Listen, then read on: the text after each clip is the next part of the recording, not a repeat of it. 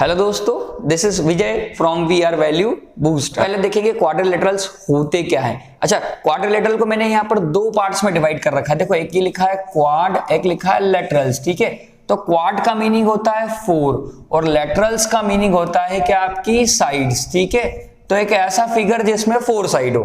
ठीक है, अब फिगर 4 साइड में हो, ठीक है, तो इस पे हम लोग डीपली स्टडी करने वाले हैं कि क्वाड्रिलेटरल्स बेसिकली होते क्या हैं। ठीक है, जनरली हम लोग बोले अगर क्वाड्रिलेटरल को डिफाइन करें, जनरल में डिफाइन करूं तो क्या लिखागा, four sided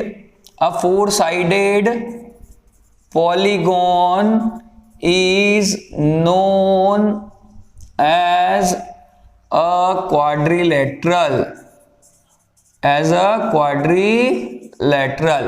A four-sided polygon is known as a quadrilateral. जो 4 साइड का होगा। अब यहां बोलेंगे कोई सर पॉलीगॉन क्या होता है, so I will going to define each and everything. मैं इसके बाद में सब बताने वाला हूं, जैसे ही चैप्टर स्टार्ट होगा इंट्रोडक्शन लूंगा। अभी सिर्फ सिंपली क्वाड्रिलेटरल होता क्या है इसका डेफिनेशन दिया है।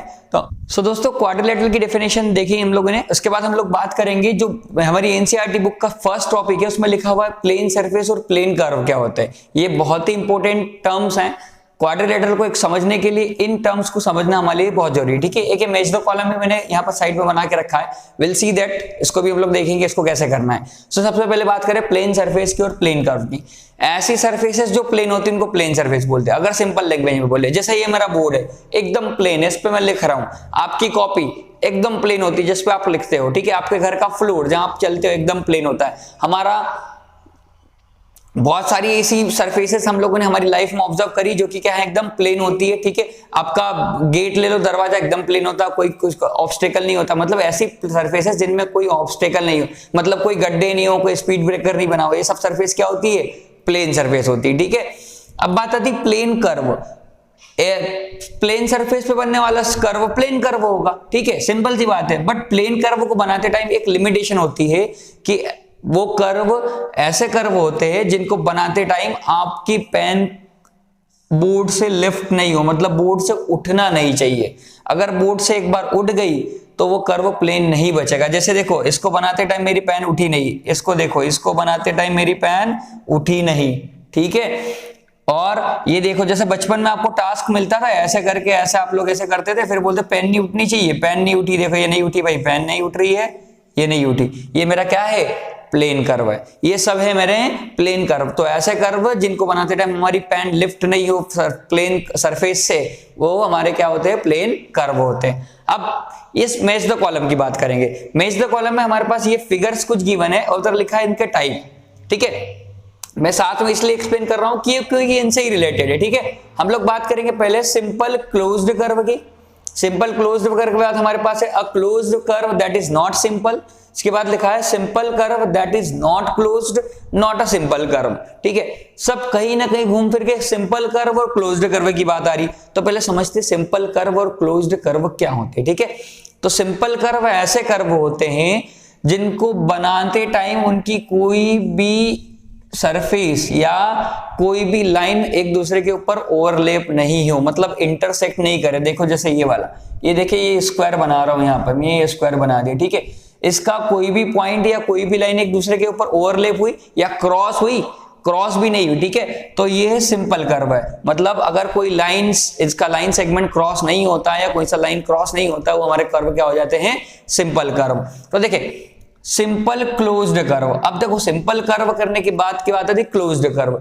क्लोज्ड कर्व वो कर्व होते हैं जिनका स्टार्ट पॉइंट एंड पॉइंट हमको नहीं पता। मतलब हम इस सर्कल को देखें, सर्कल को देख के कोई नहीं बता सकता ये कहां से स्टार्ट हुआ, कहां पर एंड हुआ, मुझे नहीं पता है। ठीक है, तो ये सिंपल कर्व भी है और क्लोज्ड कर्व भी है। ठीक है, तो यहां पर हमारे पास ये ऑप्शन है, तो हम लोग इसके लिए बोल देंगे इसका ऑप्शन कौन सा होगा, सही 3 होगा। सिंपल क्लोज्ड कर्व हमारा क्या हो गया, सर्कल हो गया। ठीक है, अब बात करें a closed curve that is not simple.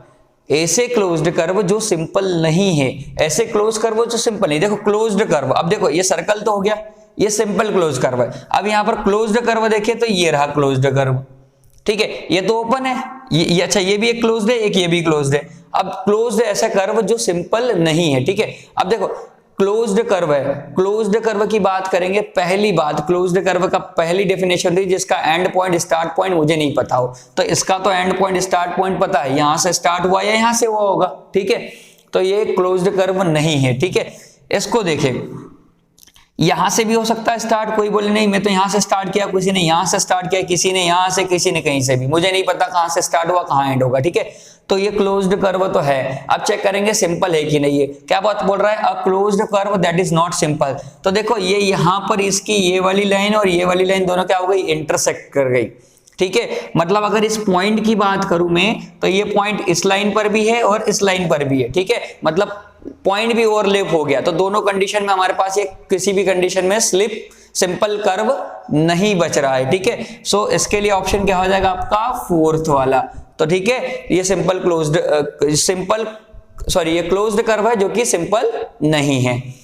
अब बात करेंगे simple curve that is not closed, ऐसा सिंपल कर्व जो क्लोज्ड नहीं है, ठीक है। देखे ये रहा सिंपल कर्व, दिख रहा है ये सिंपल कर्व, ये सिंपल कर्व है। सिंपल कर्व की डेफिनेशन क्या होती है, जिसका कोई भी पार्ट एक दूसरे के ऊपर ओवरलैप नहीं करना, ना कोई पॉइंट ना लाइन क्रॉस करे। देखिए ये सिंपल कर्व है, यहां से स्टार्ट हुआ यहां पर एंड हो गया, ठीक है। अब ऊपर एंड पॉइंट पता है, स्टार्टिंग पॉइंट पता है, तो ये जो क्लोज तो हो नहीं सकता। तो देखो simple curve that is not closed, तो इसका ऑप्शन क्या हो जाएगा हमारा, फर्स्ट वाला।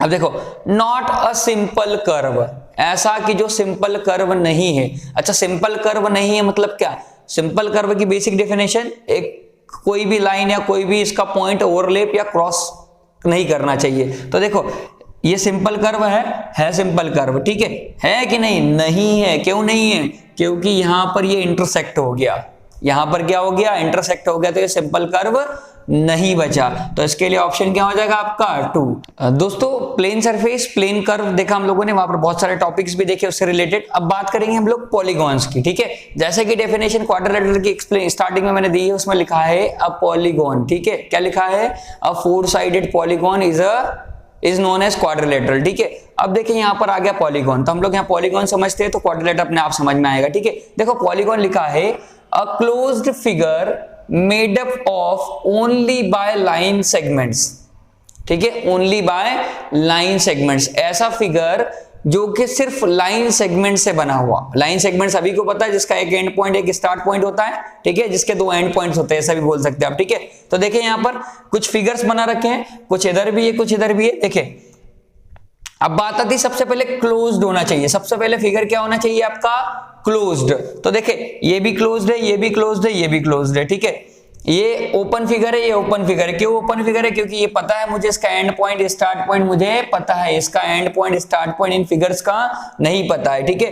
तो closed figure made up of only by line segments, तो ऐसा फिगर जो सिर्फ लाइन सेगमेंट से बने हैं वो क्या कहलाते हैं, पॉलीगॉन। तो ये पॉलीगॉन है क्या, देखो सभी लाइन सेगमेंट है, ये सभी लाइन सेगमेंट है, ये चारों भी क्या है, लाइन सेगमेंट है, ये चारों भी क्या है, लाइन सेगमेंट है। That means it is the figures are polygons, ठीक है। ये सभी फिगर्स क्या है, पॉलीगॉन्स है, ठीक है। अच्छा यहां पर भी बनी तो सब लाइन सेगमेंट्स ही है, बट हुआ क्या है, यहां पर एंड पॉइंट स्टार्ट पॉइंट, ये मतलब फिगर क्लोज नहीं है। क्लोज फिगर वही फिगर होता है जिनका एंड पॉइंट स्टार्ट पॉइंट पता नहीं होता, बट यहां पर एंड पॉइंट स्टार्ट पॉइंट हमको पता है, मतलब ये पॉलीगॉन्स नहीं होंगे, ये पॉलीगॉन्स नहीं है, ठीक है। क्रॉस लगा दिया, ये पॉलीगॉन्स नहीं है, ठीक है।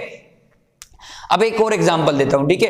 कुछ लोगों को ये डाउट होता है कि सर ऐसा बना हुआ है कोई फिगर, ठीक है, ये ऐसा करके ऐसा बना हुआ है, ठीक है, ये ऐसा बना दिया किसी ने, ठीक है। सर ये पॉलीगॉन है कि नहीं है, ये पॉलीगॉन नहीं है। क्यों नहीं है, क्योंकि डेफिनेशन के हिसाब से पॉलीगॉन बनने चाहिए सिर्फ लाइन सेगमेंट से, और यहां पर ये लाइन सेगमेंट नहीं होता। ये लाइन सेगमेंट है, ये लाइन सेगमेंट है, ये भी लाइन सेगमेंट है, बट ये क्या है आपका एक कर्व है, ये लाइन सेगमेंट नहीं है, ठीक है। और मैथमेटिक्स में हम लोग जनरली मैथमेटिक्स में इन लाइंस को हम लोग क्या बोलते हैं, कर्व ही बोलते हैं, ठीक है। नहीं तो आप बोल दोगे सर ये तो कर्व है नहीं, तो पॉलीगॉन क्वाड्रिलेटरल कर्व, आपने प्लेन कर्व और इसकी डेफिनेशन कैसे दे दी, सिंपल क्लोज कर्व इसके साथ कैसे अटैच कर दिया, ठीक है। तो लाइन मैथमेटिक्स में हम लोग लाइन सेगमेंट्स को ही कर्व जैसा ट्रीट करते हैं, ठीक है।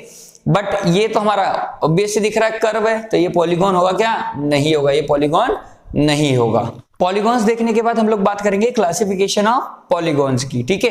तो देखिए यहाँ पर मैंने कुछ पॉलीगॉन्स के टाइप लिख रखे, लिखा है नंबर ऑफ साइड्स और वर्टाइसेस, ठीक है। क्लासिफिकेशन एंड सैंपल फिगर, ठीक है। मैंने यहाँ 3, 4, 5, 6, 7 तक लिख रखा है, 8, 9, 10 और होता है जो अगली स्लाइड में बताने वाला हूं आपको। देखें ये लिखा है नंबर ऑफ साइड्स और वर्टाइसेस, ठीक है। या तो 3 साइड होनी चाहिए या 3 वर्टेक्स होने चाहिए, ठीक है। जैसे ये ट्राइंगल 1, 2 और 3, ये 3 साइड्स और 3 वर्टेक्सेस को हम लोग बोलेंगे ट्राइंगल। तो 3 साइड का जो पॉलीगॉन होगा उसको ट्राइंगल बोलते हैं। और यहां से एक इंपॉर्टेंट बात निकल के आती है कि सबसे छोटा पॉलीगॉन ट्राइंगल ही होता है। क्यों होता है, इसके पीछे रीजन समझे। पॉलीगॉन्स क्या होते हैं, क्लोज्ड फिगर। अच्छा क्लोज्ड फिगर है तो 2 लाइन सेगमेंट से कभी भी कोई क्लोज फिगर बनाना पॉसिबल नहीं है, ना 1 से पॉसिबल है ना 2 से पॉसिबल है, ठीक है। तो क्लोज फिगर बनाने के लिए एटलीस्ट 3 साइड्स की रिक्वायरमेंट है, ठीक है। तो सबसे छोटा पॉलीगॉन कौन सा होता है आपका, ट्राइंगल। ये सभी लोग याद रखें, बहुत इंपॉर्टेंट डेफिनेशन है, ठीक है। सो स्मॉलेस्ट पॉलीगॉन इज ट्राइंगल। अब बात करेंगे 4 साइडेड, जिस चैप्टर के बारे में हम लोग पढ़ रहे हैं उसका नाम है क्वाड्रिलेटरल। 4 साइड का जो पॉलीगॉन होगा, अच्छा पॉलीगॉन है मतलब क्लोज्ड हो गई, हमेशा क्लोज्ड होगा। So this is 1, 2, 3 and 4 sided polygon, it is known as quadrilateral. Now 5 sided, 5 sided को बोलते हैं हम लोग पेंटागन। क्या बोलते हैं, पेंटागन, ठीक है। ये पेंटागन जो प्रोनाउंसिएशन सबका अलग अलग होता है। देखे 1, 2, 3, 4, 5, ये हो गई 5, ठीक है। अब आता है 6 हमारा हेक्सागोन, ठीक है। 1, 2, 3, 4, 5, 6, ये हो गई हेक्सागोन। 7 साइडेड को बोलेंगे हेप्टागोन।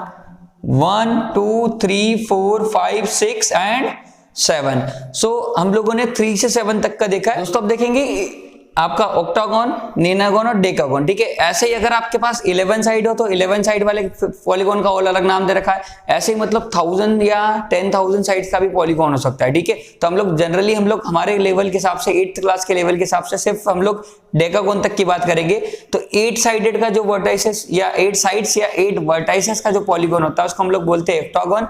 देख लें 1, 2, 3, 4, 5, 6, 7 और 8, ठीक है। 9 साइड का जो होता है उसको नेनागोन या नोनागोन, जो भी प्रोनाउंसिएशन आपके ऊपर डिपेंड करता है, मैं नेनागोन बोलता हूं, उसको चेक कर लें। 1, 2, 3, 4, 5, 6, 7, 8 और ये 9, ये 9 साइड हो गई, नेनागोन हो गया। डेकागोन, ठीक है। इसको बनाने के तरीके अलग अलग हो सकते हैं, आप अपने तरीके से भी बना सकते हैं। यहां पर देखिए 1, 2, 3, 4, 5, 6, 7, 8, 9 एंड 10। तो इस तरीके से हम लोगों ने क्लासिफिकेशन ऑफ पॉलीगॉन्स भी देखा। मैंने आपको जैसे स्टार्टिंग में बताया कि यहाँ पर n साइड का भी पॉलीगॉन हो सकता है। n मतलब आप 1000 ले सकते हो, उसके जगह 10 ले सकते हो, उसके जगह 50 ले सकते हो। ये डिपेंड करता है कंडीशन पे क्या गिवन है आपको, ठीक है। सो होपफुली क्लासिफिकेशन भी सभी को समझ में आया होगा। तो क्लासिफिकेशन ऑफ पॉलीगॉन्स, और पॉलीगॉन्स देखने के बाद हम लोग नेक्स्ट टॉपिक की बात करेंगे जो कि हमारा डायगोनल्स, ठीक है। ऑल्दो सभी लोगों को डायगोनल्स की थोड़ी सी इंफॉर्मेशन है, बट हम लोग यहाँ बात करने वाले हैं डायगोनल्स ऑफ पॉलीगॉन्स की, ठीक है। तो देखिए a diagonal is a line segment connecting two non consecutive, ये बहुत ही इंपॉर्टेंट वर्ड है, वर्टाइसेस ऑफ अ पॉलीगॉन, ठीक है। अच्छा कॉन्जिक्यूटिव मतलब क्या, अब बात करें तो नॉन कॉन्जिक्यूटिव वर्टाइसेस, ठीक है। तो एक सिंपल बात करते हैं, पॉलीगॉन ड्रॉ करते हैं हम लोग। देखिए हम लोगों ने पॉलीगॉन ड्रॉ करा है, ठीक है। ये पॉलीगॉन हो गया हमारा स्क्वायर रेक्टेंगल, जो आप इसको अज्यूम करना चाहे कर सकते हैं, नो प्रॉब्लम, ठीक है। तो इसमें बात करें वर्टेक्स, कौन कौन से वर्टेक्स, मान लो ए, ये बी, ये सी और ये डी, ये हमारे 4 वर्टेक्स है, ठीक है। इन चारों वर्टेक्स में कौन से कॉन्जिक्यूटिव है, कौन से नॉन कॉन्जिक्यूटिव है, देखने की कोशिश करें। देखो तो जो वर्टेक्स एक ही लाइन पर होते हैं, जो वर्टेक्स एक ही लाइन सेगमेंट पर होते हैं, उनको हम लोग क्या बोलते हैं, कॉन्जिक्यूटिव वर्टेक्स। ए और बी देखो एक ही लाइन पर है, बी और सी ये भी इसी लाइन सेगमेंट पर है, सी और डी इसी लाइन सेगमेंट पर है, और ए और डी ये भी सेम लाइन सेगमेंट पर। तो ये होते हैं हमारे कॉन्जिक्यूटिव, मतलब एक के बाद एक, ठीक है। अब बात करेंगे नॉन कॉन्जिक्यूटिव, मतलब जो एक लाइन पर नहीं होने चाहिए। तो देखिए ए और सी को देखिए, ये दोनों अलग अलग लाइन पर है, ठीक है। तो ए से सी को मिलाने वाला लाइन सेगमेंट, सिमिलरली बी से डी को मिलाने वाला लाइन सेगमेंट हमारा क्या होगा, डायगोनल्स होंगे, हमारे क्या होंगे, डायगोनल्स होंगे, ठीक है। एक और एग्जांपल लेते हैं, जैसे मान लो हम लोग पेंटागन ले लेते हैं, ठीक है। ये पेंटागन बनाया मैंने, ठीक है। देखो ये नाम दे दिया ए बी सी डी और ई, ये नाम दे दिए 5 मैंने यहाँ पर। अब देखिए ध्यान से, यहाँ पर डायगोनल्स मैच करते हैं, ठीक है। अब जब भी पेंटागन, हेक्सागन, हेप्टागन ऐसे केसेस आए, ठीक है, जहां पर number of diagonals easily identify नहीं है, हम लोग क्या करेंगे, एक एक वर्टेक्स पे ध्यान देंगे। पहले वर्टेक्स लेंगे ए वाला, ये ए वर्टेक्स ले लिया हम लोगों ने, ठीक है। ए वर्टेक्स लेने के बाद हम लोग ए से जो कॉन्जुगेटिव इनको ज्वाइन करेंगे, ठीक है, नहीं है जो इनको ज्वाइन करेंगे, तो ए से सी हो गया, ए से डी हो गया, ठीक है। ए से बी और ए से सी तो लाइन सेगमेंट है, ऑलरेडी ज्वाइंट है। इसके बाद आएंगे ई पर, ठीक है, ई से ज्वाइन होगा आपका बी, हो गया बी, ठीक है, और ई से कौन ज्वाइन होगा आपका, सी भी ज्वाइन होगा, ये भी हो गए। इसके बाद डी पे आते हैं, ठीक है, तो डी से ज्वाइन होगा आपका बी, और डी से कुछ ज्वाइन होने वाला है, ए ऑलरेडी ज्वाइन है तो ज्वाइन कर दो, ठीक है, ई तो ज्वाइन होगा नहीं। फिर आएंगे सी पर, तो सी से ज्वाइन होगा ई और ए जो ऑलरेडी ज्वाइन है, ठीक है, तो कितने हो गए 1 2 3 4 और एक ये 5, तो इसमें कितने डायगोनल्स हो गए 5 डायगोनल्स, ठीक है। तो ऐसे ज्वाइन करके भी देख सकते हैं हम लोग, इस तरीके से हम लोग डायगोनल्स आइडेंटिफाई कर सकते हैं, ठीक है। सो होपफुली डायगोनल्स का छोटा सा इंट्रो आपको समझ में आया। दोस्तों डायगोनल्स देखने के बाद डायगोनल के बेसिस पे क्लासिफिकेशन होता है जो कि बहुत ही इंपॉर्टेंट है। वो क्लासिफिकेशन बेस्ड है कॉन्वेक्स और कॉनकेव पॉलीगॉन्स पे। जैसे हमारे कॉन्वेक्स और कॉनकेव लेंस में साइंस में आपने पढ़ा, वैसे ही पॉलीगॉन्स के दो टाइप होते हैं, कॉन्वेक्स और कॉनकेव, ठीक है। ये प्योरली क्लासिफाई होंगे on the basis of diagonal, ठीक है। तब समझे मैंने ऐसे कोई फिगर बनाना किस साइड, ठीक है, तो ये जो सब फिगर है ये कॉन्वेक्स के हैं, ये सब फिगर कॉनकेव के हैं, ऐसा क्यों, ठीक है, रीजन समझे। तो जो कॉन्वेक्स आपके कॉन्वेक्स पॉलीगॉन्स होंगे उनका एक भी डायगोनल वो फिगर के बाहर नहीं होगा, मतलब सब इंटीरियर में होगा। इंटीरियर मतलब जो फिगर के अंदर है वो इंटीरियर, जो बाहर है वो एक्सटीरियर, ठीक है। तो इनके डायगोनल्स ड्रॉ करते हैं, ठीक है। देखिए इसका डायगोनल ड्रॉ कर दिया मैंने, ये डायगोनल, ठीक है। इसके सभी डायगोनल क्या है, इसी के अंदर ही है, ठीक है। इसके भी ड्रॉ करके देख लो, यहां से कुछ डायगोनल ड्रॉ कर देते हैं, ठीक है, ये भी सभी फिगर के अंदर है, ठीक है। यहां से कुछ ड्रॉ करके देख लो हेक्सागोन के, ये देखो ये कुछ ड्रॉ करें हम लोग, ये सब कहां है, फिगर के अंदर ही है, ठीक है। बट कॉनकेव जब पॉलीगॉन्स की बात करेंगे हम लोग, तो देखो इसका एक डायगोनल तो ये हो गया, ठीक है। दूसरा डायगोनल जो आपका ये रहा, ठीक है, ये देखिए, ये ध्यान से देखे, ये डायगोनल इस फिगर के बाहर है, ठीक है। इस फिगर में देखे ये डायगोनल है ऑब्वियस सी बात, ये डायगोनल आपका है, ये भी फिगर के क्या है, बाहर है। ये भी डायगोनल है, यस, इस फिगर में भी ये डायगोनल है, और ये डायगोनल आपका फिगर के बाहर है।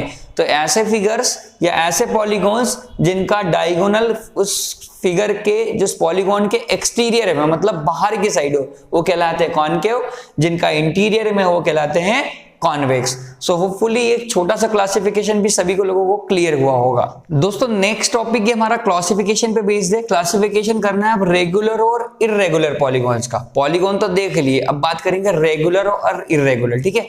अब देखिए छोटा सा डिफरेंस होता है। रेगुलर पॉलीगॉन्स मतलब एक ऐसा पॉलीगॉन जिसकी सभी साइड्स क्या हो, इक्वल हो। जैसे देखिए ये ट्राइंगल, अगर आपको ये बोला गया है कि ये इक्विलेटरल ट्राइंगल है, या फिर दो चीजें हो सकती है, या तो बोला जाए कि इक्विलेटरल ट्राइंगल है ये, या फिर आपको ये सिंबल दिया जाए, ठीक है।